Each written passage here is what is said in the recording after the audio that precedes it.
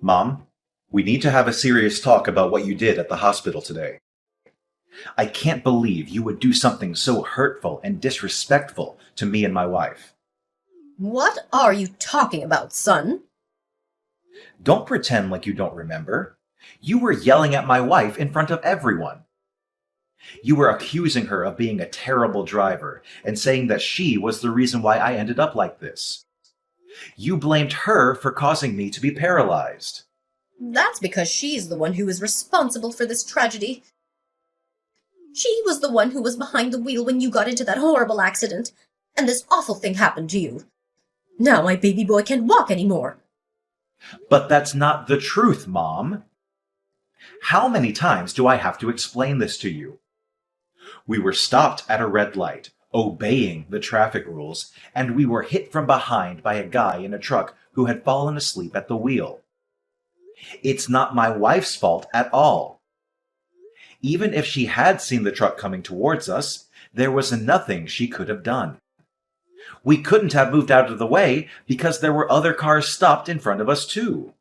But if this terrible accident hadn't happened, you'd still be able to walk and run and dance. I'm your mother. I have to find someone to blame for this. Did you really just say that I would still be a normal person if this hadn't happened? Are you implying that I'm not a normal person anymore because I'm in a wheelchair? Listen, Mom, I don't care what you think your justification for being angry is. It's not my wife's fault, and I don't ever want to hear you say such cruel things to her again. She was injured in this accident too, you know. She has a broken arm and a concussion. So what? I don't care about what happens to some other woman's child. I'm only concerned for you. You can't blame me for being upset about your situation. You don't care about what happens to some other woman's child. You realize that she is my wife, right? She is the love of my life and the mother of our future children. She is part of our family. And this isn't the end of the world for me. I'll be in a wheelchair, but I'll still be able to work and live a normal life. So I don't need any more unnecessary worry from you. So this is how you treat me for caring about my son. Fine. If that's what you want, then I'll leave you alone. Son Tiago, I have something important to tell you. I was thinking about this a lot last night, and I came to the conclusion that it could be best for both of us if we just severed ties to each other and never spoke to each other again. What are you saying, Mom? Well, let's face it. Now that you're paralyzed, you can't really take care of yourself anymore, can you? You need someone to help you with everything, from getting dressed to going to the bathroom. If you can't take care of yourself, how are you going to take care of me when I get older and need your assistance? Take care of you, huh? Is that what this is all about? You're saying that since I can't look after you when you get old and frail, you want nothing to do with me anymore? Well, not just that. But even now I don't have the time or the energy to take care of you in your condition. I'm too old to be looking after anyone anymore. I have my own problems and needs. I know you've been helping me out with some bills since I don't work, but don't worry about me. I'll just live off the inheritance I got from your father when he passed away. And having one less family member to worry about will make things a lot easier for me. Just consider me not taking care of you in your current state as payment for raising you when you were a child. You're okay with all this, right? You must be out of your mind. How can you say such things to your own son after he gets into a major car accident that changes his life forever? I can't believe what I'm hearing from you. But you see where I'm coming from, don't you? I worked so hard to raise you all by myself.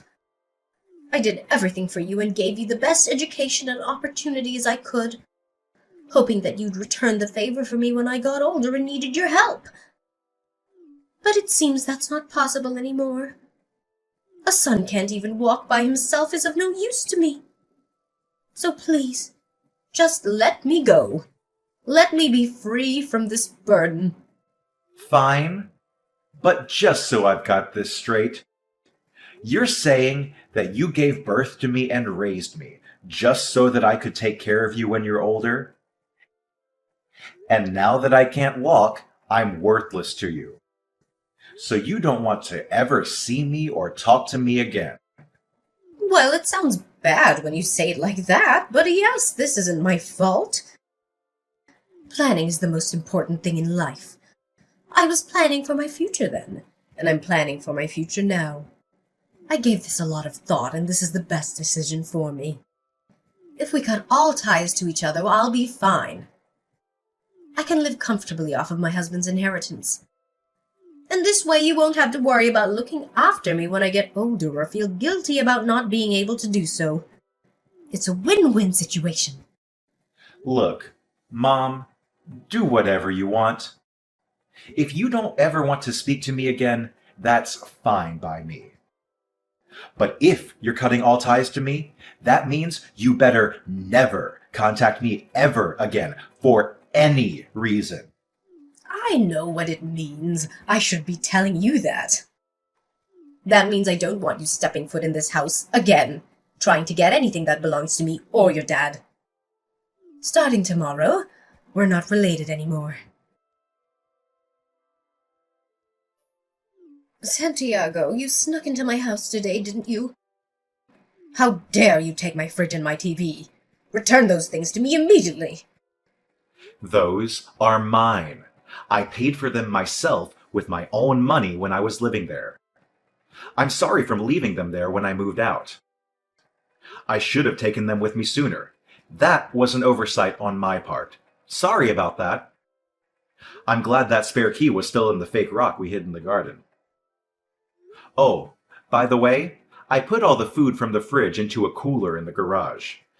I suggest you eat it all before it spoils or donate it to someone who can use it. Oh, I can't believe you! How can you be so selfish and mean? Oh, wait. You're not my son anymore. Whatever. I don't care about those things. Like you said, they've been here a long time. They're old and worn out. I'll just use some of your dad's inheritance and buy new ones that are nicer and more advanced. Yeah, why not? It was only the latest model of fridge when it came out. And a 75-inch OLED 4K TV shouldn't cost you too much. Just use some of Dad's money to go get new ones. It's your money now. Do whatever you want with it. I don't need you to tell me that. But that's exactly what I'm gonna do. Don't message me anymore, and don't try stepping foot in this house again. And if you do, I'll call the cops and accuse you of breaking and entering. You were the one who messaged me first, and you were the one who cut me off from your life, remember? Of course I remember, and I don't regret it. You're no longer my son. You're just a stranger who stole my things. I didn't steal anything. Those things belong to me, Mom. Don't call me Mom. This is not you, the woman who raised me, taught me right from wrong, and supported me in everything I did. Stop babbling and never text me again. Santiago. What do you want now? You keep messaging me even though you said you never wanted us to speak again. You said you hated me and wished I was never born. I just have one last thing I want to say to you. One final message before I block you and delete your number. What? What could you possibly have to say to me after all the hurtful things you said? I threw out everything that was in your old room, and I mean everything. All your clothes, all your photos, all your memories. What? What do you mean you threw out everything? Why would you do that? That was my stuff. Huh, well, don't blame me. Why would I want a total stranger's things in my house? Remember, we're strangers now. You're not my son anymore. Yesterday was garbage day, so I put everything out to the curb. I watched them all get put into the back of the garbage truck, too. It felt so good to get rid of all that junk. You didn't throw out all the hockey and baseball cards that were in the cardboard box, did you? If it was in your room, then yes, I did. Oh no, don't tell me I threw out something you really wanted, did I? I'm sorry, but it was all taken to the dump yesterday, so there's no way to get it back now. You did a really stupid thing, Mom. Huh? Are you saying you threw out everything Dad left to you in his will? Everything he wanted you to have after he passed away? The things Dad left to me? What are you talking about? Dad's collection. I can't believe you did that. A lot of those cards are worth between $500 to $2,000 apiece. Some of them are even more rare and valuable than that. Dad had so many amazing cards. The value of cards varies year by year, but I'm sure you'd have gotten at least $100,000 if you'd have sold them all. Huh? What are you talking about? You're kidding, right? Sports cards are just a kid's game, aren't they? They're just pieces of cardboard with pictures of people on them. They're not worth anything. Trading cards aren't a game. They're a hobby and an investment. Rookie cards of popular or famous players can be worth big bucks, especially if they're in mint condition and have a high grade from a reputable company like PSA or Beckett. Why did you think Dad was collecting them and holding on to them in the first place? He knew they would increase in value over time. You know I don't like sports. If it involves sports or stupid cards, I never listened to a word he said. He was always talking about his stupid collection and how much he loved it, and how proud he was of it, and how he wanted to share it with me someday. But I didn't care. I didn't want anything to do with him or his stupid hobby. Ha ha! Santiago, I'm still waiting for you to say gotcha. You weren't kidding, were you? Those things are worth money? Wait a minute. If they were worth money, how come you didn't take them with you? Oh, I couldn't take those with me. He left those to you. He was specific about that in his will. He said those cards were for his beloved wife Josephine, who always supported him and loved him unconditionally. Those cards were his way of saying thank you and showing his appreciation for everything she did for him. Uh-huh. You know, Dad was a collector. He collected everything. A lot of the stuff he collected just gets more valuable the older it gets. That's why he didn't sell anything before he died. He left you the things that would be worth the most in the future. You know, he gave me a few of the bigger, heavier antiques for me and my wife's new house. But he left all the small stuff for you because it would be easier to store, move around, or just sell. I know that, but I didn't know trading cards were worth anything. They're just small pieces of cardboard. Obviously, you didn't know Dad told you before he died that if you ever needed money, you could sell his collections. I assumed if the time came that you ever needed to sell things, I'd come and help you with it. But then, you decided to never speak to me again because of my accident. I had no idea. Well, I never thought you'd throw that stuff out. You knew those cards were part of Dad's collections? It's kind of funny. You threw me away, and then you threw those cards away. Ha ha ha! They were in your own room. I thought they were yours. Mom, I moved out long ago. I live with my wife. I have everything of mine here. I have everything Dad left me in his will, too. I came back the other day to get the only things of mine that were still in that house, the fridge and the TV. Everything else in there is yours. Santiago, please. You've got to go to the dump and try to get those cards back for me. Huh? No way. I'm in a wheelchair. I can't go there and do that. But you said they were worth over $100,000. You can probably find them if you get there right away.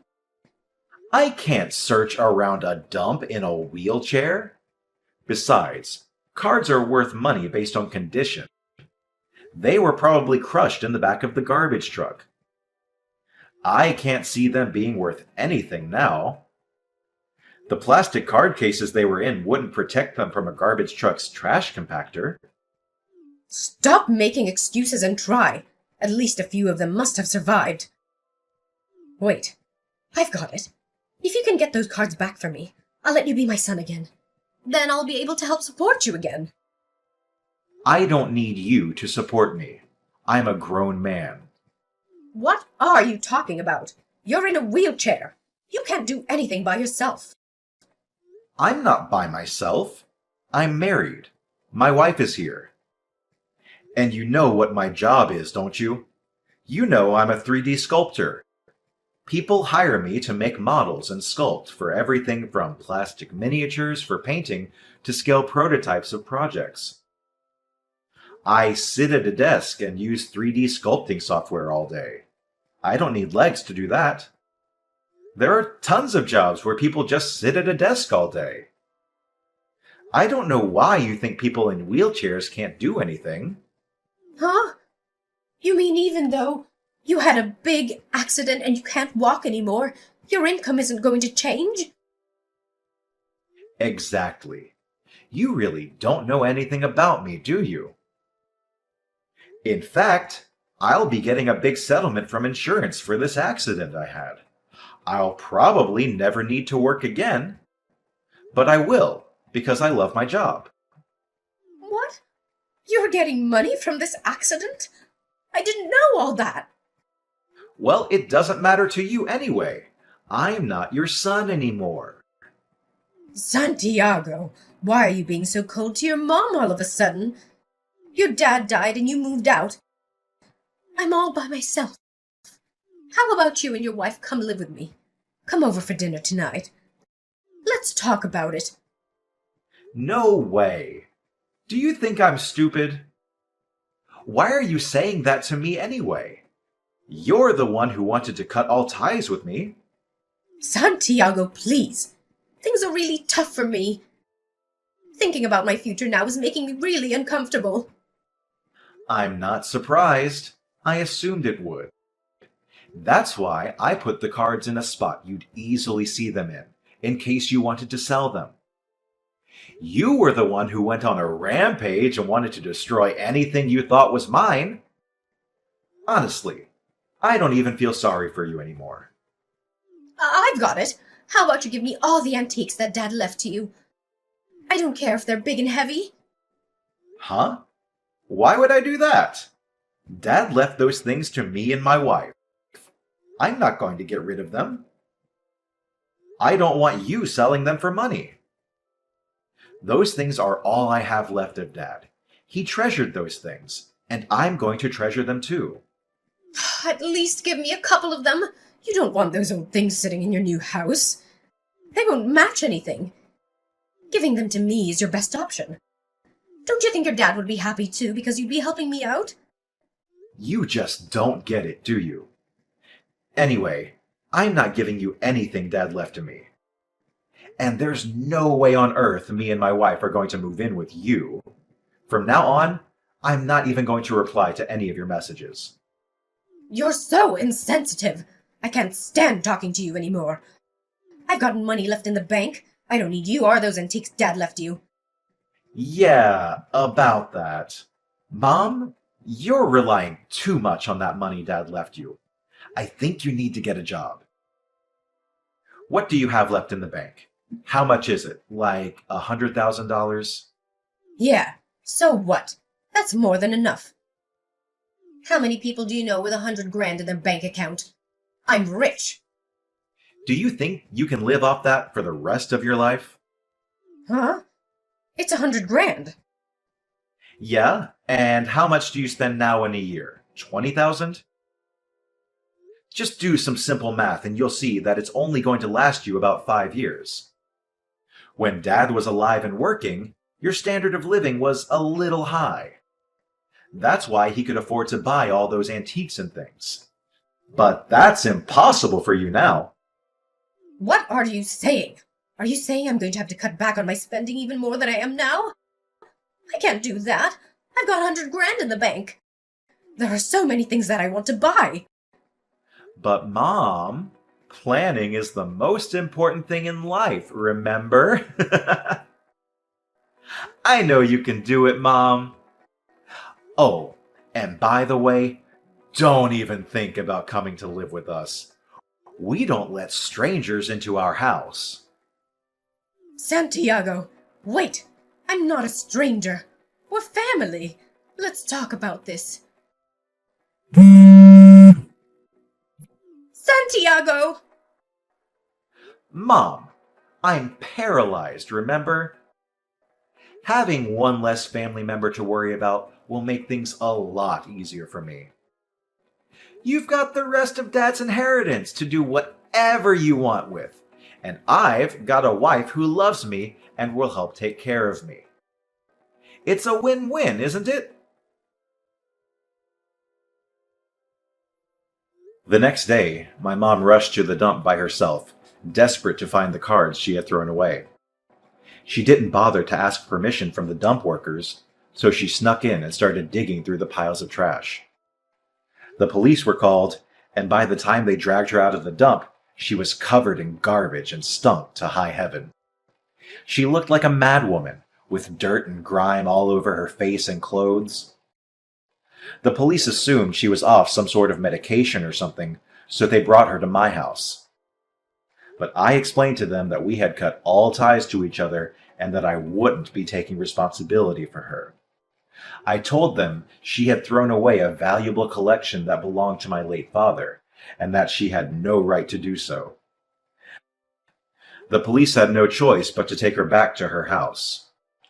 It was clear they didn't want her sticking up their lockup area, even for one night. They warned me to stay away from her, as she seemed unstable and dangerous. A few days after that, my wife and I returned home from a trip to find quite a surprise when we opened their door.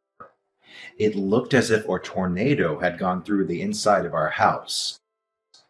We had been broken into, but I knew that it was my mom who had done it. She had smashed the windows and kicked down the door, looking for anything of value that my dad had left me. I swear, my mom doesn't listen to anything anyone tells her, because I told her that Dad left all the small things to her. Nothing of mine was taken, because all the antiques I got from Dad were way too big for my mom to move by herself. But she had made a mess of everything, throwing things around and breaking them. She had also left a note on the kitchen table, saying that she hated me and that I was a selfish and ungrateful son. She said she hoped I would rot in hell for what I did to her. But my mom had tested my patience to its limit, and I decided to call the police on her for breaking into my house. When the police came and picked her up for the second time within a week, they explained how serious the consequences for breaking and entering could be if I proceeded to press charges. My mom realized that I was serious and that she needed to back off, and she begged me not to send her to jail. She said she was sorry and that she loved me and that she just wanted the cards back. But I didn't believe her. I knew she only cared about the money.